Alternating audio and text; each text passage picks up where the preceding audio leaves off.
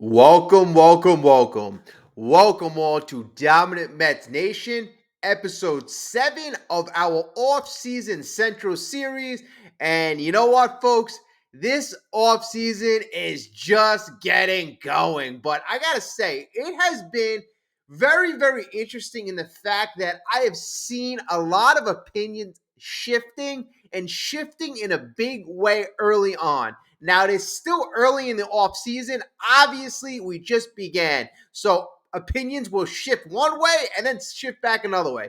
But we are going to talk about Juan Soto, Mr. Juan Soto, and a couple interesting aspects we need to address right away. Right away. Okay, first, as always, let's start this video off right. Smash the like button if you are not a subscriber and you're a passionate MLB Mets fan. This is the channel for you. Subscribe. Also, follow us on X at Dominant Mets. Another fun way for us to communicate with one another. Thank you in advance, and thank you for all the great comments. And please keep those comments going. I love reading them. Okay, so we're gonna pose some very interesting questions for each other, okay? Because as I'm reading your comments, I'm seeing a very big shift in the perception of Juan Soto. Now, as this season progressed, or off-season progressed, we're about 4 or 5 days in. The only thing we have in front of us are rumors, and we have the comments made by Mr. Juan Soto at that Yankees post World Series press conference. That's when he said every team is involved. That's when he said the Yankees don't have an advantage. No team, for that matter, has an advantage. Then shortly after that, you started hearing rumors that his starting bid is going to start in the next stratosphere, that he's looking for an Ohtani-like contract. And then once, a lot of the, fans are very educated. We started putting all these facts, together. Everybody's like, how is this making sense? Ohtani contract, you're talking about a one-dimensional player in Juan Soto. Yes, he's young, and a lot of these young players don't hit the free agent market, but it's still not making financial economic sense. So, then you hear people shifting on Juan Soto. The guy's a mercenary. The guy's greedy. The guy's selfish. The guy's not worth it. All these things are starting to be, the perception on Juan Soto is changing, and it's changing based on, you could say innuendo, but, innuendo would assume that these rumors aren't true. I think there's a lot of truth behind these rumors. I think Scott Boras and I think Juan Soto want to break bank, and want to break bank in the biggest way. In the past, we've heard rumors about a free agent wanting mega contracts, but then when you saw the contract actually come out, you're like, okay, that's a lot more reasonable. That's a lot more fair. Like a reasonable contract for Mr. Juan Soto. But let's take two of the top players in the game, Mike Trout and Mookie Betts. Mookie Betts makes a total of $360 million. I believe it's over 13 years. So that's about $30 million a year. And Mike Trout has a total contract of $425 million, and that's $35 million a year. Aaron Judge just signed a contract. He makes $40 million. So that being said, those are some of the recent facts. Even if you want to pay Juan Soto 40 to 45 million over a 10-year period. So let's say you're paying 10 years, 40 million, that's 400 million. If you want to go, 45 million, that's 450 million. So 10 years, $450 million, a lot of money. That would break all the records, but that's not what we're hearing, folks. We are hearing 600 million, 700 million, give him 800 million. He's going to be making $80 million a year. He's going to be making a third of a payroll, half the team's payroll. I mean, all these ridiculous, ludicrous numbers. And, everybody and their mother are kind of really thinking about this hard. Like, is it worth it to sign one player to a third of your payroll, or spread that around? We're talking about a lot of risk in one player, and that's where we get. is Juan Soto's greed going to benefit him long term? And will the team ultimately have regrets? We're going to look at in our second part of the video, we're going to look at expectations versus demands. And number three, let's look at history. What historically have like these contracts shown us? And we'll look at a couple really, really important examples that I'm pretty sure you're going to be familiar with. Okay, so again, let's start off Juan Soto, greed, good. Juan Soto is going to be looking for the most money possible, right? So who does that really benefit? At the end of the day, the most money, I mean, $600 million is a lot of money. $700 million is a lot of money. $800 million is a lot of money. So is $300 million. It's like so silly. Like to us normal folks, this is getting silly. It's getting ridiculous. And a lot of, I would say 99% of the MLB audience has to be like, oh my God, like how much is enough? You know, you could see Shohei Ohtani because he was a two-way player. Like when they made sense of Shohei Ohtani's contract, they said, okay, he's a Cy Young Award pitcher, paying $350 million. He's an MVP hitter, $350 million. That's how they got to the $700 million. And then also, if you break down the contract, it was very fair to the Dodgers. He deferred $680 million 10 years down the road so that the Dodgers can have flexibility, can build a team. Now you hear reports from John Heyman. You're hearing reports galore, but let's just see the recent John Heyman reports. He's saying Soto's looking for $700 million, no deferrals. No deferrals, $700 million. You know, Juan Soto, do you want to be on a team or do you want to be an owner? Like, what is the point here? Do you expect to build a winning team around you? Like, it just seems like it's all about Juan Soto, Juan Soto, Juan Soto. Like, you're going to be a part of a team, Mr. Juan Soto, regardless where you land. And I want Juan Soto. So I might be sounding like I'm upset, but I like to give you every single perspective. That's where I'm coming from. But this is where I'm looking at. I'm looking from every perspective. If this bidding gets into the $700 million, you're talking about a one-dimensional player, a player who doesn't particularly play good defense, a guy who Yankee fans have said at certain points who didn't have the best attitude. So this is a man you're going to invest in long term. How is that going to play in the clubhouse? We have to look at every factor. A couple years ago, Mets went out, signed a couple mercenaries, Justin Verlander, Max Scherzer, gave him about $43 million a year. I always felt that did not play good in the clubhouse when you have these guys making such a catastrophic amount or, an enormous amount. Now, if they're like the team captain and if they're, if they're doing every aspect of the game and they are playing right, but I'm not really sure Juan Soto is that captain. I'm not really sure he's that Lindor-like leader present. I'm not sure. The way the Yankee fans have really, I know they're bitter right now, but Yankee fans have really not conveyed that he's a guy that you would invest $700 million in. This is just the feedback that I'm getting. I like to value everybody's feedback, but, Juan Soto, so how is he going to fit in the clubhouse after demanding $800 million and basically taking up a third, a fourth of team payrolls, half of team payrolls? That I don't think is a good look. Also, how does this affect us? Because when players' salaries go up this drastically, let's say, he's going to be making in the $700 million. Mike Trout is a guy who has a long-term contract, value contract in the $400 million.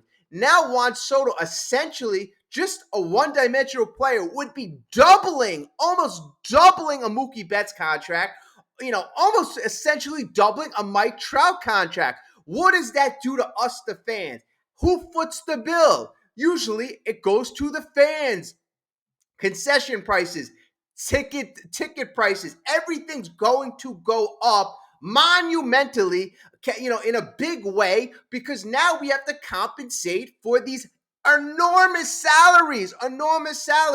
And players are always saying, I want to be the leader so that the next guy can get his money, get his bag. But you're talking about almost doubling, you know, Mookie Betts, who's $360 million. That's a lot of money. Francisco Lindor is making $341 million. You're talking about and Francisco Lindor is a two-way player. You're talking about Juan Soto, and he is a great hitter. I don't want to take anything away from him, but we're not talking about $450 million, which would be an increase of the current, market value. That would be an increase. Mike Trout, 420 something million dollars total market value. I don't understand where we're getting these figures of $700 million. All I know is there are going to be consequences. And will these teams have regrets? Well, folks, there is almost always certainly a regret, and we are going to get into specifics shortly. So that's my first 10-minute synopsis of what I've been hearing the first couple of days of free agency, and I wanted to relay that with you. How are you feeling? Are you feeling like I want to sign this guy no matter what? No matter what. I don't care. Steve Cohen, richest owner in baseball. I want him. I want him. I want him. Honestly, I'm going to be dead honest with you. I was kind of in that camp like 2 weeks ago. But, we have a very educated community, and I love our community. I love our community. It makes this offseason so fun. And I've been educated in these last 2 weeks where I'm kind of thinking like, maybe Corbin Burns, maybe Max Fried, maybe you signed two good bats, and we literally came 2 games short, and that is a lot less risk, and we signed a lot of talent, 4 or 5 players, very high level talented players, and we're not just invested 15-year mammoth contract in Mr. Juan Soto. Plus 7, 8, 9 years down the road, Juan Soto's in his mid-30s. What if I want to sign that next mega superstar? What if I want to sign like 2 or 3 other guys? What if I feel that money could be better allocated elsewhere? What if I have a young Shohei Ohtani or a young Alex Rodriguez, some other player that is, 5-tool player, a guy who could play offense, defense? I might have other, opportunities in the future that I may be locked up because I invested in a Juan Soto. And if you invest in a Juan Soto, and let's say you spend $80 million, you are going to be chasing a championship because you don't invest that much of your payroll without chasing a championship each and every year. And there's going to be so much damn pressure on David Stern to put a team around this man because he knows how much we're paying him. So, the pressure, the risk, the missed opportunity down the road. There is just so much to consider. And, Juan Soto is a name that I've been thinking about the last couple of years. Like, all right, when Juan Soto comes up, that is the guy. That is the guy. But I will tell you, folks, I was thinking maybe sign him for $500 million max. I'm like, okay, he'll get $450 million, 10 years, $45 million a year. It still may come down to a number like $45 million, but over 15 years, it just seems like it's going to get ridiculous. And if John Heyman's right, and this guy's not going to be taking any money deferred, that's awful selfish, folks. That is awful selfish. You are going to be one of the richest people in all of MLB, hands down. For that matter, one of the richest people in the United States, one of the richest people in the world. And if your ultimate goal is to truly win a World Series, come on, folks. Drop your comment. If you haven't liked yet, like, subscribe. We like thinking. We like challenging ourselves here. If you have an X account, follow us at Dominant Mets. We're going to think a little bit more, and we're going to get to that right about now. All right, so let's get some more information. And folks, we got a lot of information in this video, a lot of interesting information. So please stick around. At the end of the video, what I want to do is everybody's talking about Jesse Winker. Jesse Winker, I'd love him to stay on the New York Mets, but if the Mets don't sign him, there's actually a couple good options that I've heard out there. One of them that particularly stands out, I'll let you know, but we got some great information coming, so stick with us. So Juan Soto, you know what?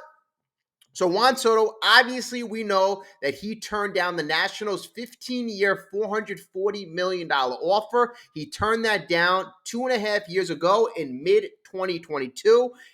It was really crystal clear back then that he would test 2024, 2025 free agency for that matter. 2 trades later, he arrived here. He had a superb season in the Bronx. Soto obviously is the hottest free agent out there. And the expectation versus demand. The demand you're hearing, I can't believe this is what I'm reading. I'm reading this is not to say he will get a deal 10-year north of $700 million, but he is looking for Ohtani-like money. And what I repeat, Ohtani deferred $680 million of that contract. It means a lot that he did. His present day value, Ohtani's present day value is $43 million. So that's something that Soto would love to get more than $43 million, but to hear $700 million is just insane. Freaking insane. I know he turned down the $440 million, but what does that mean? That means you turned down $440 million 2 years ago. Now you're a $700 million player? It's almost like they're trying to just fool us in a tremendous way. Like, oh, Soto already turned down $440 million. He's at least worth $700 million. Yeah, that makes sense. And the funny thing is, the way the contract was structured, 15 years, $440 million, Soto's average annual value was going to be $29.5 million. So if you somehow pay him $43 million a year, that would be an extreme upgrade over that other contract. So, I mean, the way Boras is trying to manipulate this situation almost seems like highway robbery. And I really hope that the teams, there's not one rogue owner. I really hope that the teams really stick to fair market value. And that's the only way that, you're not going to see this thing get out of hand. All you need is two dumb owners to bid, and I don't want to call my owner dumb because I hope it's not one. He's the high bidder, but you know what I mean. You need these two crazy owners to bid back and forth, and that's when the market just totally goes crazy. But let's look at potential suitors. Yankees. You have the Yankees. The Yankees payroll was north of $300 million last year. They have $80 million coming off the books. Will the Yankees pay Soto $50 million? Will they pay him $60? They have money coming off the books, not as much as the Mets. The Mets this year have $140 million going into 2025. We are one of the lowest payrolls, so the Mets have a lot of money. The Mets, that's the second team. You have the Dodgers interested, but, the Dodgers, they have a lot of money that they're paying. You have the Nationals on this updated list. You have the Giants. You have the Phillies. You have the Blue Jays. But the thing is, at the end of the day, Soto obviously is an undeniable, a perennial talent. He has a below average, poor fielding run value. His offensive prowess more than makes up for what his defense lacks. He slashed a 288 average, 419 on base, 569 slug in the regular season with 41 home runs and 178 WRC plus. He just participated in the second World Series at just age 26. His age and power at the plate will garner him a contract worth at least $500 million, likely the second highest paid player behind Ohtani. Soto is interesting because he expected to have a high asking price, but his below average defense will likely only weaken over time, causing him to become a full-time DH, especially later in his years of his contract. However, being an excellent contact hitter who can drive in runs for his team, combined with his age, his presumed $500 million asking price is justifiable for a team that intends to compete with him in the middle of the lineup. Now, this is what I don't understand. Yes, he's 26, right? But if you give him a 15-year contract, in 4 years, he's 30. And in 4 years, that would mean he has an 11 years left on his contract. And usually when you're 30, you're considered getting over the hill. So that's what I don't understand. And that's where, the manipulation is. Like, he's young. He's not 19. He's 26. Okay, if you give him a 10-year deal, I can see that makes sense. But now we're talking 15-year deal at 45, $50 million a year. That's stupid. That is stupid. And it's I hope these owners take into consideration his age. Yeah, his age. In 5 years, he'll be 31. So, let's not be silly with this contract because I don't want the market blowing out of proportion for other free agents. Okay, Soto, and this is the big thing. This is the title of the video. Buyer beware. Soto's offensive profile is as good as any hitter in the game. His Baseball Savant page looked like a valedictorian's report card with rankings in the 98th to 100th percentile in 8 different categories.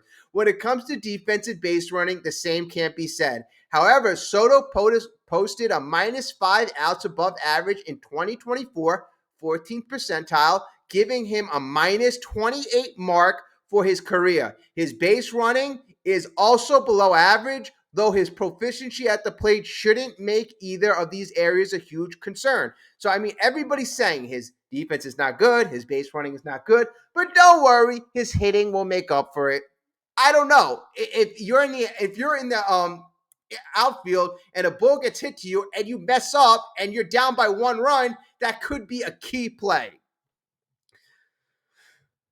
Okay, so let's look at for comp's sake. It's really difficult to find a strong comp for Soto. At his age and his accomplishments, it puts him in rarefied air. As a two-way player entering his 29th season, Ohtani offered a package the likes of which we had never seen before. A superstar at the plate and on the mound.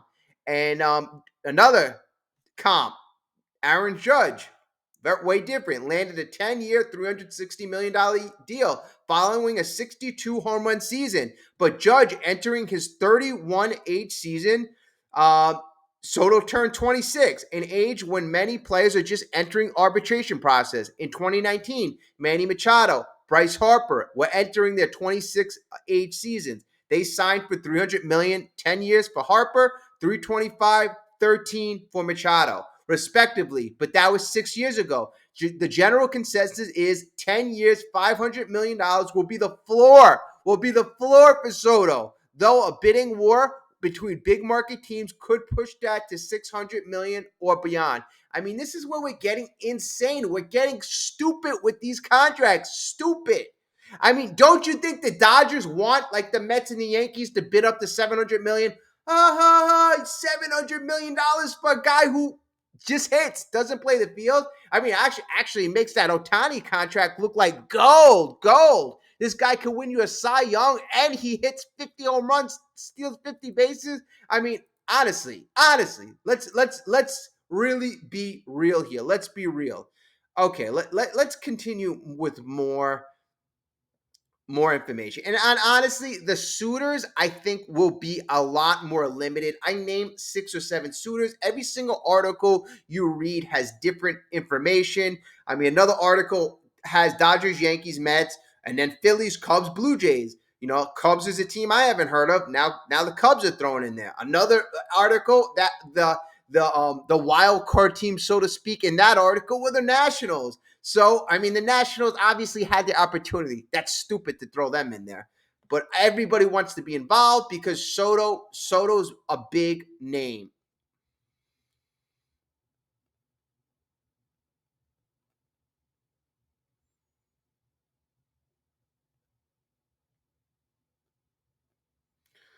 All right. So let's focus more on the Mets. Okay, let's focus more on our New York Mets. And again, at the end of this video, we're going to talk about a Jesse Winker quick replacement if he's not on the team. All right, so the Mets. Ever since Steve Cohen bought the Mets 4 years ago, the fans have been promised a new chapter. Okay, so like I said, the Mets have been promised a new chapter. Steve Cohen buys the team. You got the richest owner in baseball. Where's my damn championship? Okay, so that's been 4 years ago. He bought the team.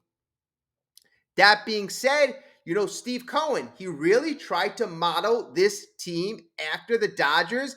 and so to speak, after the Yankees, because those two organizations, the Yankees to a lesser extent, but the Dodgers have been a powerhouse in terms of making the playoffs, in terms of always having a very talented team.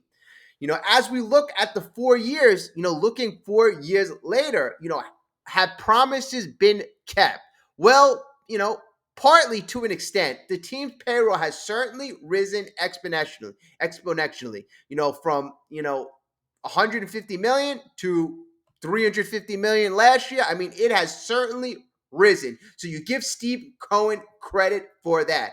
Perhaps notably, one of Steve Cohen's first signature transactions was Lindor. Lindor, $341 million contract. You give Steve Cohen credit for that. But it's hard to argue with the results. And it really leaves one yearning for more. For more. We need to get to that next level. We need to get to that next level. I will repeat, last year or this year, 2024, we came damn close. So there are going to be many considerations. Juan Soto, Corbin Burns. We're going to look at everything. So in the past, we went after guys like Max Scherzer, Justin Verlander, older guys, give them a high average annual value contract, see what's happened. You throw mud at the wall, hopefully it sticks. Didn't work out. Did not work out.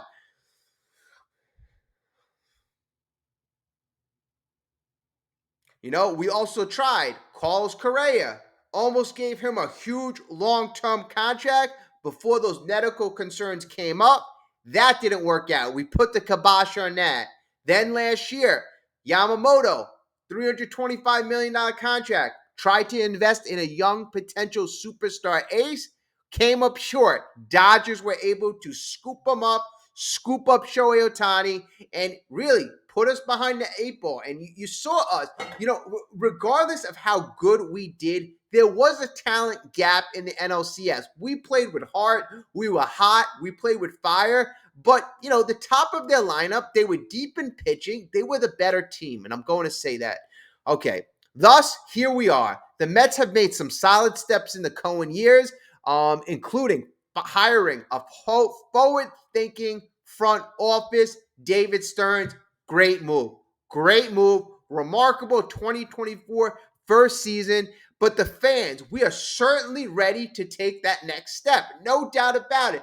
This is the time to build a sustainable winner now and in the future. Now and in the future. In order for us to get there, we need to add top flight talent. Top flight talent. This is why we are making these evaluations. In order to do this, most often we have to outspend our competitors.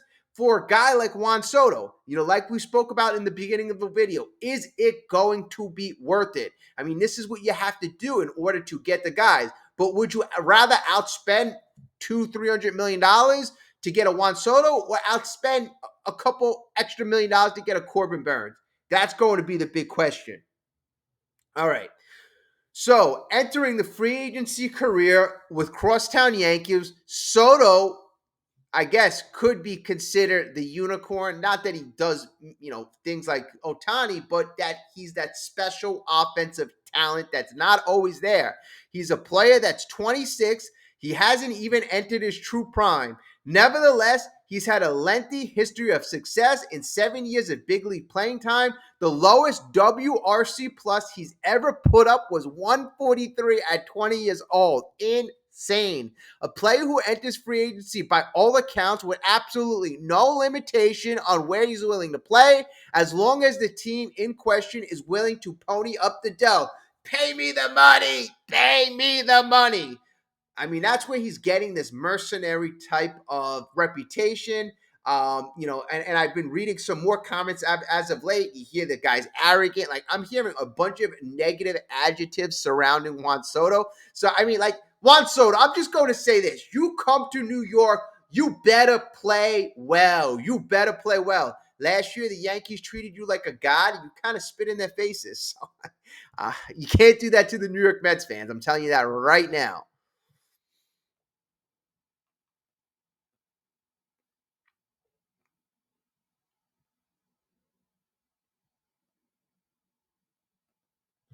Okay. So simply being said, if every Major League Baseball team could afford Juan Soto, every Major League Baseball team would essentially be in on this guy. Thanks to Mr. Steve Cohen's wallet, we can be one of those teams. And there's no question about Mets' willingness to put everything they have into bringing him to Queen. Again, there's no need to doubt Soto's capabilities. At a glance, if I mentioned this before, you look at his baseball reference, you look at his baseball savant, the guy has, great, great, great stats. Great, great stats. But his defense in the outfield is bad. And at a certain point, he's probably going to have to move to either first base or DH. It's really going all in for a player with those. Is it really worth going all in for a player with those defensive limitations? This is things we still have to consider. It's not like goo goo gaga, whatever you want. It's still a freaking business. Number two, is paying for one player somewhere in the area of $600 to $700 million really the best use of money? Wouldn't it be better to distribute that money more evenly to other players? Again, we mentioned this in the beginning. These are questions that have to be answered. Regarding his defense, yes, it's not good. He probably will need to move to first base at some point. But unless you believe his offensive talents are going to implode sometime in the near future, Soto's bat is so good that he will provide elite production regardless of where or how he plays in the field. Now, let's look at some examples.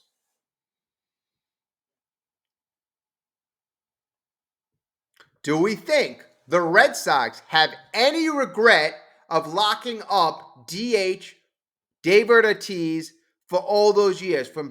The Red Sox won the World Series 2004, 2007, 2013. Do you think they regretted having David Ortiz, a guy who was extremely limited, and he was limited a lot more than Juan Soto? He locked up the DH. Do you think the Red Sox regretted locking up that spot? Answer is emphatically no. It's because David Ortiz was so damn offensively gifted.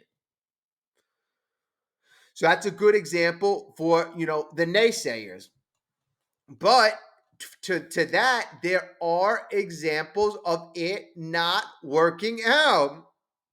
And I promised you I would go over those as well.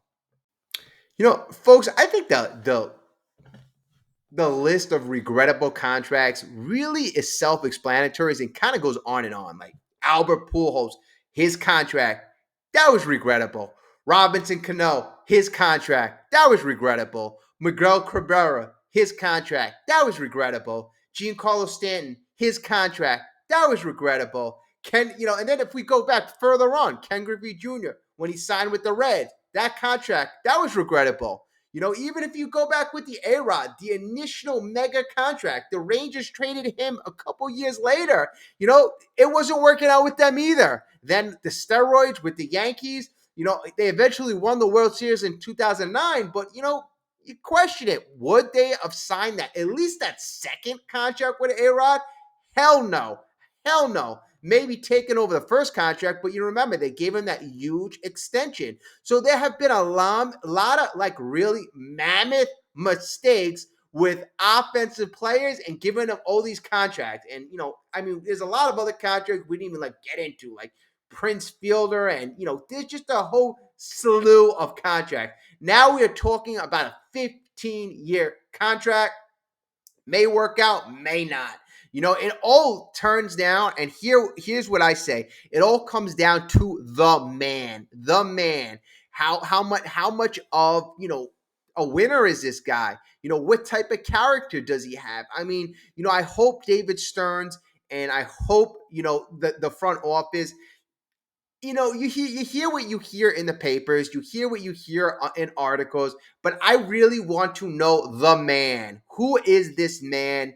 And if they feel that this guy has a Lindor-like character, if he is all out for team, then that's when I consider going above and beyond with the contract status and doing crazy things. But if those answers need to be questioned, or answered, if those questions need to be answered, then, or you haven't answered those questions, then I don't give him this type of contract. I really don't. You can't go Google Gaga. This is a business. Do I want him? And I'm going to end the video like I started the video. I want Juan Soto. I want him for the right price. I want him if it makes sense.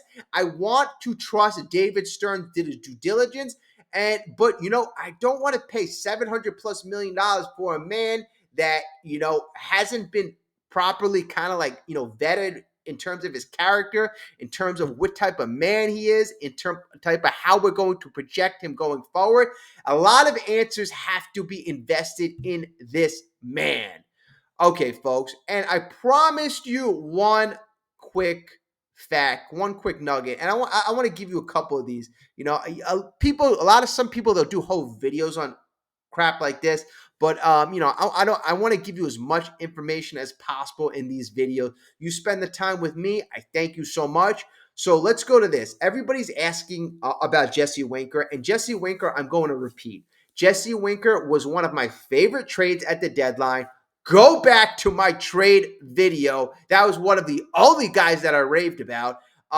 Jesse Winker, I believe I gave that trade an A, not because I'm like, oh, he's the best player, he's the best hitter. I believe he was one of the best fits, and he provided something this team did not have. Grit. This guy had fight. This guy had attitude. This guy, he got along with everybody. He provides what we didn't have. That's why I wanted Jesse Winker. Plus, he worked the counts. He was a lefty. He provided so many different things. So I love to sign Jesse Winker. Do I see us signing him to a 3-4 year contract? I kind of don't. Only because I see us filling our outfield all the way. Like, he would be a 4th or 5th outfielder, right? Do you give a 4th or 5th outfielder a 3 or 4 year contract? No. So contract wise, I'd probably give him a 1 year, 12 in the range of 12 to 14 million. Last year, Jorge Soler, he got a 3-year, I believe, $42 million contract, which would equate to about $14 million a year.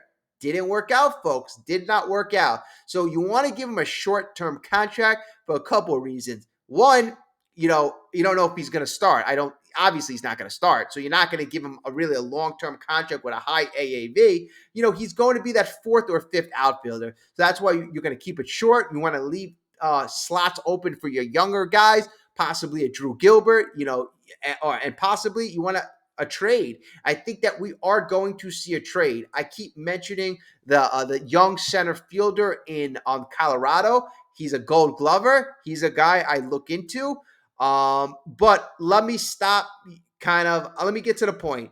Jock Peterson is a name that keeps coming up to replace Jesse Winker, and I like it. I really do. Jock Peterson, obviously, he's a lifelong member in the National League. He's played with the D-backs. He's played with the Dodgers. He's got a really good pedigree. Peterson profiles very similarly to Winker. If you haven't kept tabs on Peterson, there are a few important changes to his career. He came up with the Dodgers as a center fielder, power, patience, but he had a poor batting average. Strangely, this wasn't the output he had in 2024.